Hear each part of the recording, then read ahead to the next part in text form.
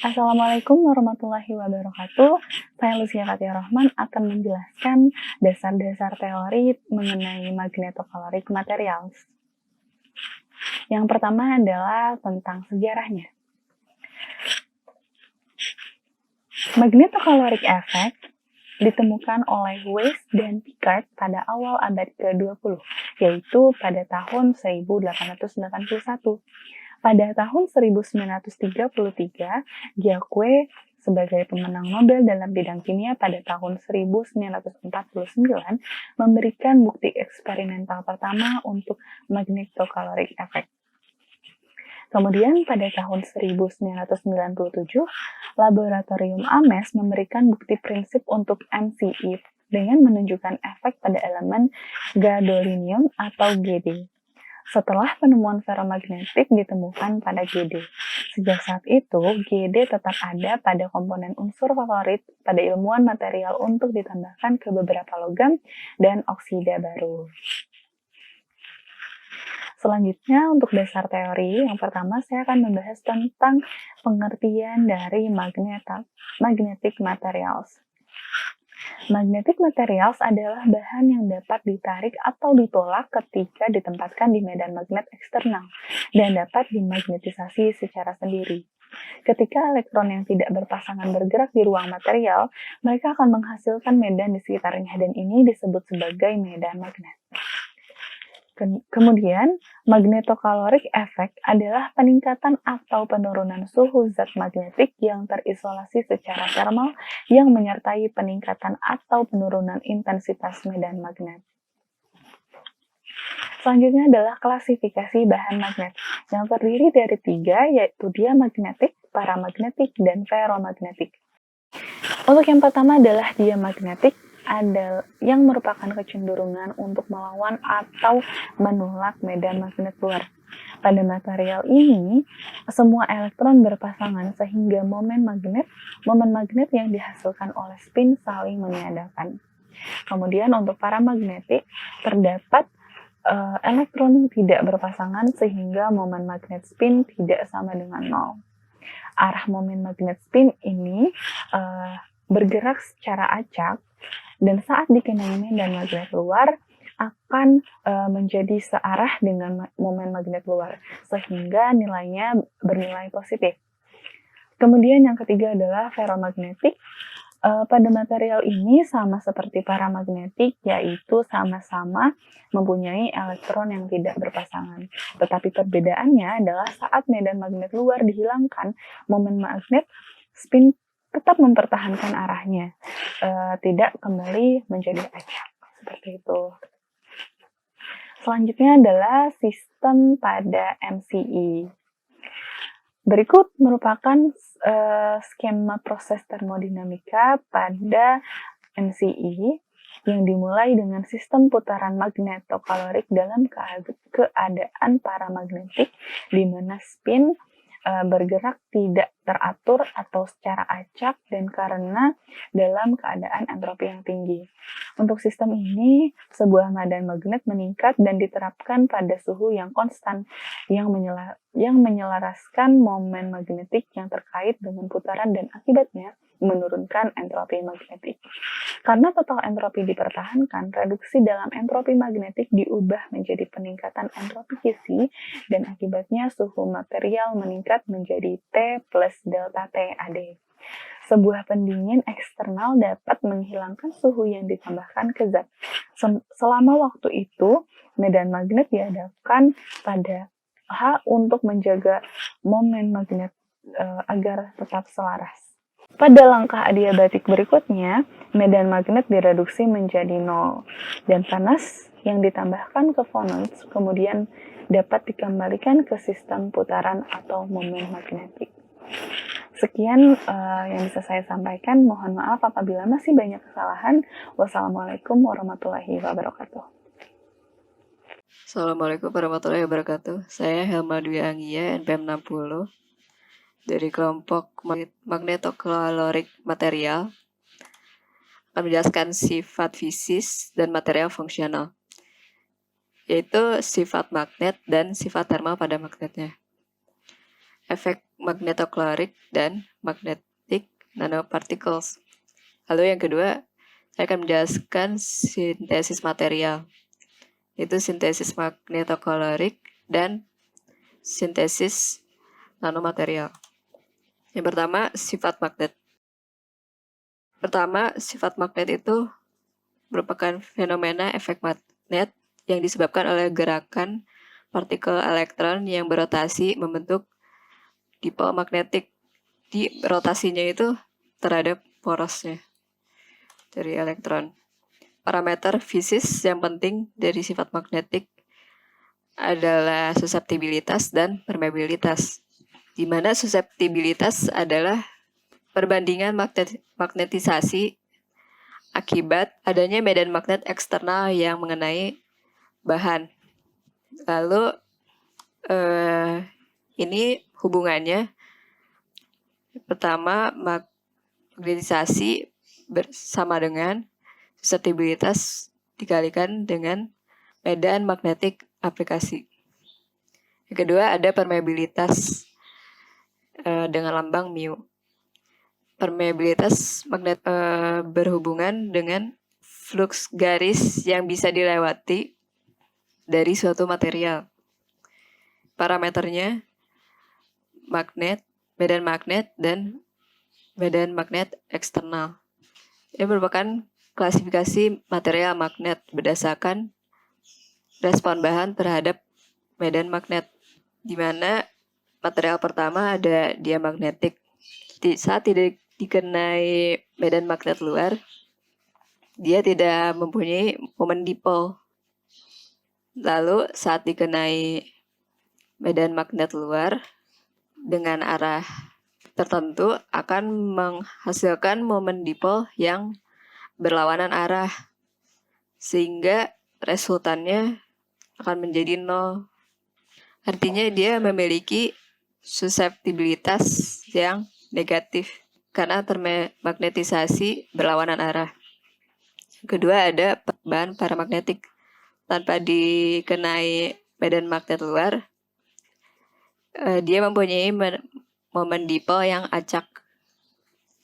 Setelah dikenai, momen dipol akan hampir sejajar, searah dengan medan magnet yang dikenainya. Lalu material ferromagnetik, yaitu dia sebelum dikenai medan magnet, dia mempunyai momen dipol yang sudah sejajar.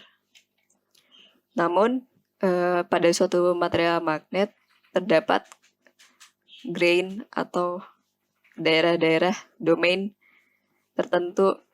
Nah, pada bahan ferromagnetik ini grain tersebut memiliki arah yang berbeda. Saat dikenai medan magnet luar, masing-masing domain tersebut akan sejajar dengan medan magnet.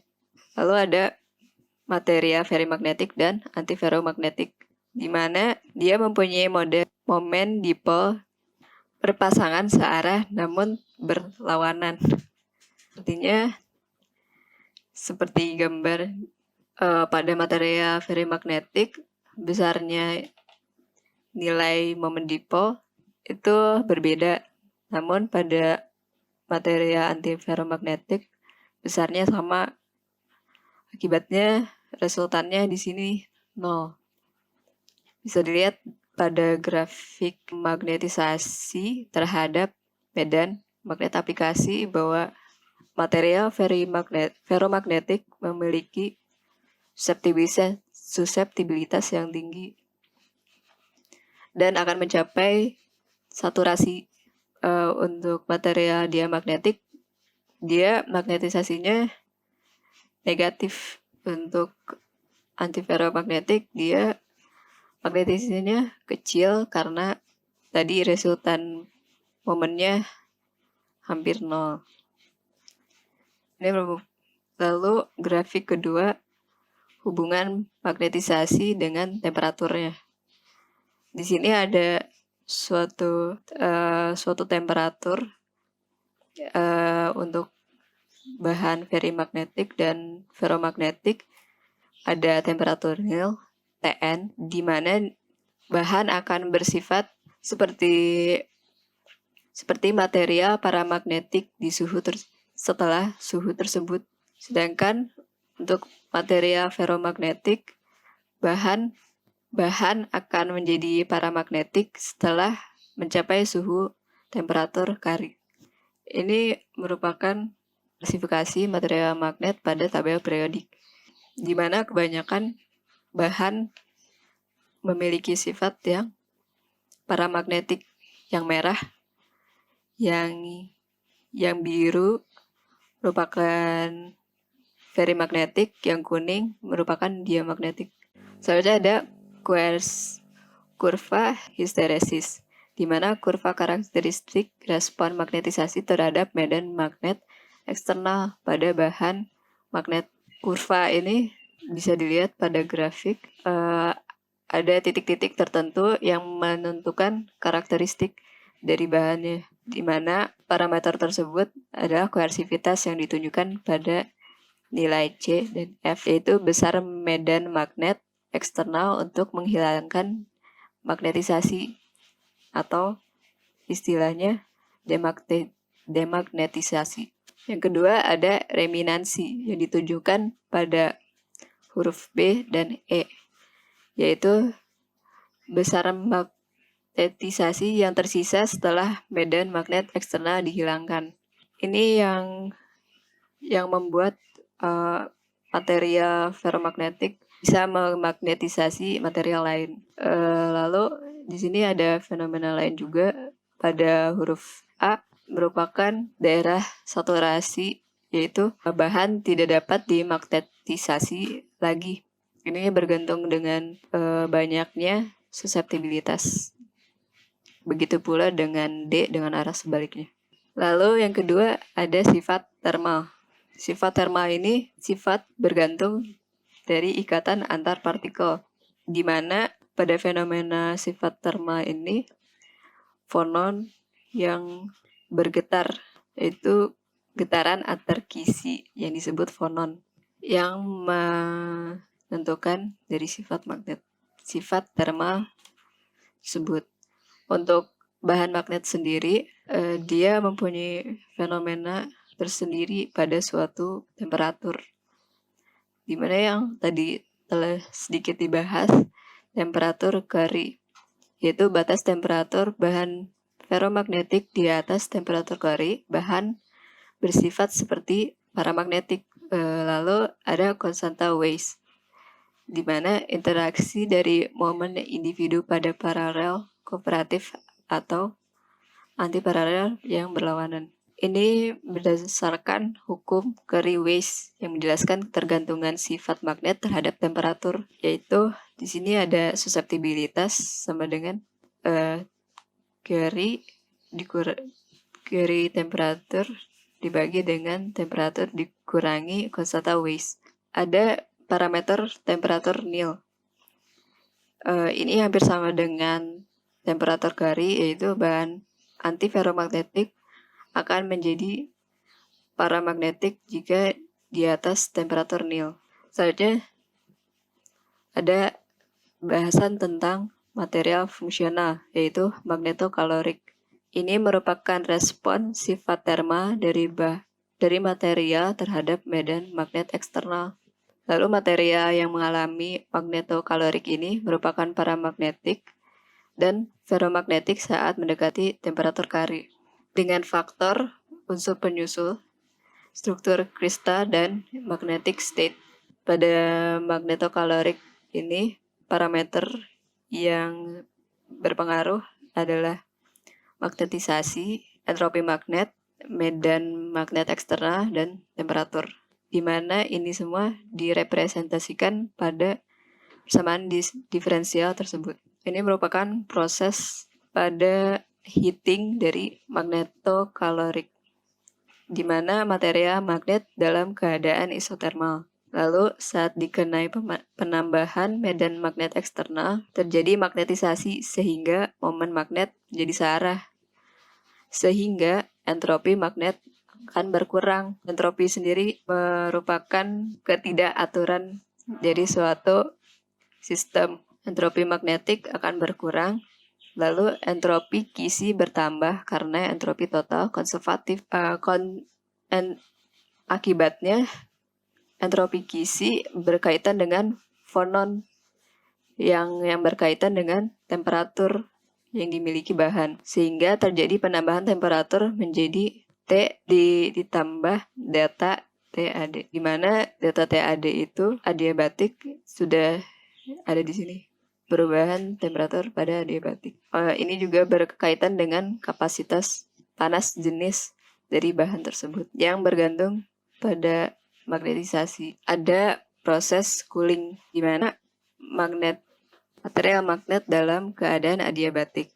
Ini terjadi saat faktor medan magnet eksternal dihilangkan, sehingga momen magnet menjadi acak dan entropi magnetik bertambah, dan entropi kisi akan berkurang karena entropi total konservatif dan terjadi pengurangan temperatur menjadi T dikurangi delta T adiabatik. Terus selanjutnya ada magnetic nanoparticles. Material magnetic nanopartikel ini menunjukkan sifat yang baru dari suatu bahan magnet pada ukuran nano, yaitu adanya fenomena superparamagnetisasi dan tingginya anisotropi. Memiliki sifat fisis ukuran yang kritis, yaitu kurang dari 15 nanometer dengan luas permukaan dan kontak bertambah. Lalu sifat termal, jadi terjadi fluktuasi termal yang dapat menyebabkan demagnetisasi spontan. Lalu ada sifat magnet domain tunggal, yaitu domain tunggal, koersivitas 0, superparamagnetik, yaitu material menjadi magnetik dalam magnet eksternal dan menjadi non-magnetik tanpa magnet eksternal. Lalu ada entropi magnet yang meningkat. Ini merupakan grafik koersivitas terhadap ukuran, di mana untuk ukuran yang normal itu memiliki multi-domain. Di sini pada material magnet dia searah, namun pada domain tertentu saat domain berbeda dia akan memiliki arah yang berbeda. Lalu selanjutnya ada diameter kritis, di mana koersivitas itu memiliki koersivitas yang sangat tinggi, yaitu pada puncaknya dia memiliki single domain. Nah, di sini momen dipol yang dimilikinya masih banyak pada satu domain. Sedangkan pada keadaan superparamagnetik dia memiliki satu momen dipol pada satu domain. Ini menunjukkan koersivitas yang 0. Untuk kurva histeresisnya sendiri dapat dilihat bahwa koersivitas di sini 0. Artinya dia gampang terdemagnetisasi dan sangat dipengaruhi oleh medan magnet eksternal. Lalu bahasan yang kedua merupakan sintesis material. Material yang dibahas yaitu material magnetokalorik, di mana magnetokalorik itu dari macam-macam bahan magnetik. Seperti dapat dilihat, biasanya ini sintesis ini terjadi pada manganite dan oksida. Yang pertama, intermetallic magnetokalorik. Dia disintesis menggunakan arc melting method. Lalu yang kedua ada single kristal dan polykristal dari oksida magnetokalorik material. Dia disintesis menggunakan solid state atau reaksi padatan. Lalu yang ketiga ada nano magnetokalorik material, di mana ini disintesis dari bahan mangan melalui sol gel dan ball milling. Bahasan kedua dari sintesis material adalah sintesis nanopartikel magnetik. Perkembangan dari metode sintesis memungkinkan produksi magnetik nanopartikel. Biasanya partikel akan dienkapsulasi oleh bahan polimer untuk mencegah agregasi atau penggumpaan akibat interaksi antar partikel. Contohnya ada material magnet anorganik dengan lapisan hibrid. Ini dilakukan dengan metode presipitasi dan reaksi permukaan, di mana polystyrene melapisi besi pada polimer koloid dengan pelarut air dan temperatur tinggi. Yang kedua ada enkapsulasi nanopartikel magnetik dalam matriks polimer, yaitu nanopartikel magnetite dengan lapisan polimer dilakukan dengan precipitation. Terjadi polimerisasi metachloric acid dan hidroksetil methacrylate dengan adanya magnetite nanopartikel. Ketiga ada nanopartikel besi oksida dengan metode kopresipitasi. Garam besi dengan basa kuat NaOH, natrium hidroksida, basa kuat natrium hidroksida, dan basa amonium hidroksida digunakan dengan setiap surfaktan yang mempengaruhi struktur kristal. Didapatkan nanopartikel magnetik berukuran 1 hingga 2 nanometer yang seragam. Pelapisan silika sebesar 1 nanometer dilakukan dengan hidrolisis dengan katalis basa dan reaksi polimerisasi dari DeOS pada microemulsion. Keempat ada enkapsulasi nanopartikel magnetik dalam matriks anorganik dengan aerosol pirolisis. Dapatkan maghemite dengan lapisan silika yang berbentuk bulat dan kosong dengan ukuran rata-rata 150 nanometer oleh larutan metanol yang mengandung iron amonium citrate dan tetraethoxylane. Microemulsion dilakukan untuk preparasi maghemite dengan lapisan silika, yaitu oleh 3 surfaktan yang berbeda yang mempengaruhi ukuran, kristalinitas, dan sifat magnet. Sekian presentasi dari saya. Wassalamualaikum warahmatullahi wabarakatuh. Bismillahirrahmanirrahim. Assalamualaikum warahmatullahi wabarakatuh. Perkenalkan, nama saya Mirza Aditya Delantama dengan NPM 1403101700044. Di sini saya akan menjelaskan tentang aplikasi dari efek magnetokalorik. Untuk pengertian dan sintesis bahan dari magnetokalorik effect atau efek magnetokalorik telah dijelaskan oleh teman-teman saya sebelumnya. Dan di sini saya akan menjelaskan tentang aplikasinya. Aplikasi yang akan saya jelaskan yaitu ada 3, yaitu drug delivery, hipertermia terapi, dan juga magnetic refrigeration, berupa definisi dan juga aplikasi dari magnetocaloric effect itu sendiri. Yang pertama untuk drug delivery. Drug delivery merupakan suatu sistem di mana suatu obat-obatan saat dikonsumsi, maka akan langsung masuk ke dalam tubuh dan langsung tersalurkan ke titik yang diinginkan. Proses drug delivery menggunakan prinsip medan magnet dan panas. Pembawa obat jika kemudian disuntikan ke subjek, baik melalui injeksi, intravena atau intraarterial, medan magnet eksternal gradien tinggi yang dihasilkan oleh rare earth permanen magnet digunakan untuk memandu dan memusatkan titik obat di suatu titik, misalkan titik tumor. Setelah magnetic carrier-nya terkonsentrasi pada tumor atau target lain in vivo, maka terapeutik kemudian dilepaskan dari pembawa magnet, baik melalui aktivitas enzimatik atau melalui perubahan kondisi fisiologis seperti pH, osmolalitas, atau suhu, yang mengarah pada peningkatan penyerapan obat oleh tumor itu sendiri. Untuk gambarannya terdapat pada gambar di sebelahnya, yaitu pada saat obat tadi masuk ke dalam intravena, kemudian akan jatuh ke dalam target karena target tersebut memiliki medan magnet tertentu yang berbeda dari medan magnet yang ada di tubuh lainnya karena dia memiliki suatu kelainan, karena dia mengalami suatu sakit. Jadi medan magnetnya itu akan berbeda dengan medan magnet di tubuh lainnya.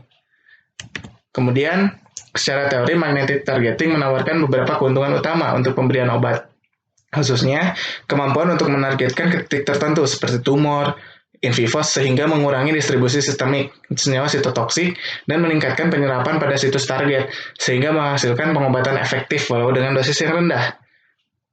Namun dalam praktiknya, ada kesulitan dalam mencapai apa yang diinginkan.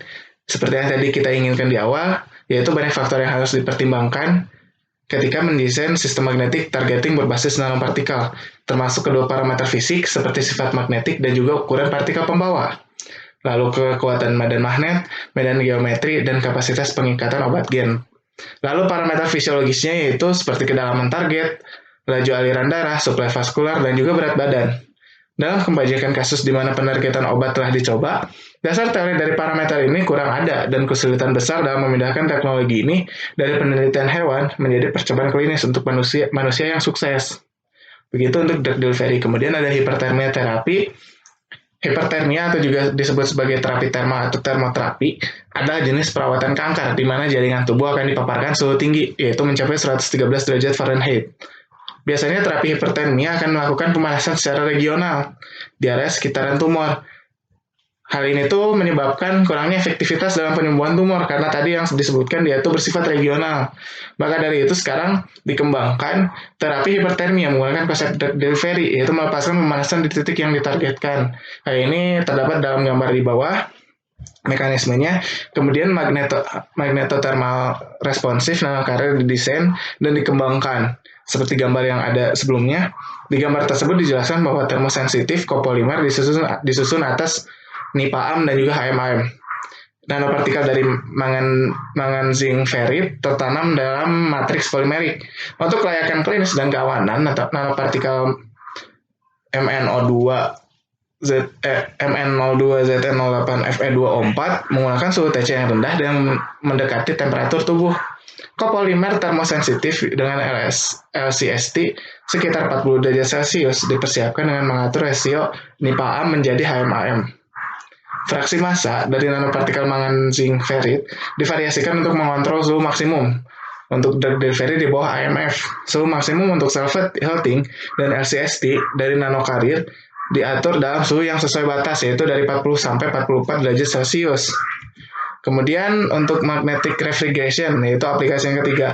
Secara umum, magnetic refrigerator harus mencakup bagian utama, yaitu benda yang bekerja secara magnetis, sistem magnetisasi, penukar panas, dan cairan transfer panas dengan sistem yang menyediakan alirannya.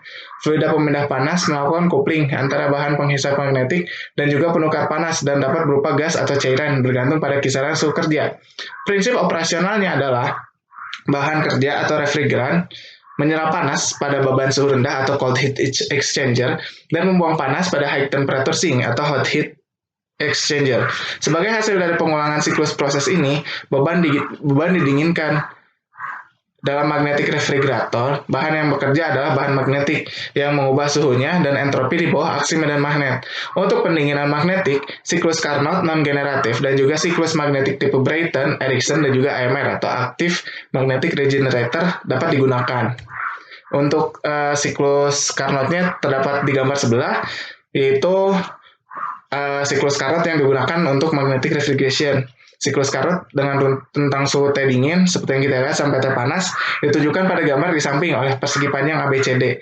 Dalam diagram total suhu entropi yaitu ST panas QC diserap dari beban pendinginan pada suhu T dingin selama satu siklus pendinginan sama dengan T dingin delta SM di mana delta SM sama dengan S2 min S1. Peningkatan tentang suhu di luar nilai optimal tertentu menyebabkan hilangnya efisiensi yang signifikan karena titik C cenderung ke titik G dan siklus menyempit. Itu seperti yang kita lihat dalam gambar. Ternyata wilayah suhunya itu hanya dibatasi dari 0 hingga 20 derajat Kelvin. Dari 0 hingga 20 Kelvin. Untuk kesimpulannya, material magnetokalorik merupakan material yang dapat meningkatkan atau menurunkan suhu zat magnetik yang terisolasi secara termal, menyertai peningkatan atau penurunan intensitas medan magnet. Material ini biasanya merupakan paramagnetik dan ferromagnetik saat mendekati suhu TC atau suhu TC, yaitu suhu yang diinginkan. Sifat fisik dari material ini yaitu memiliki ukuran kurang dari 15 nanometer, memiliki fluktuasi termal yang menyebabkan dimagnetisasi spontan, dan memiliki sifat magnet super paramagnetik. Beberapa aplikasi dari magnetocaloric effect ini yaitu seperti yang tadi dibilang, ada drug delivery, hipertermia therapy, dan juga magnetic refrigeration. Sekian dari saya, terima kasih banyak. Assalamualaikum warahmatullahi wabarakatuh.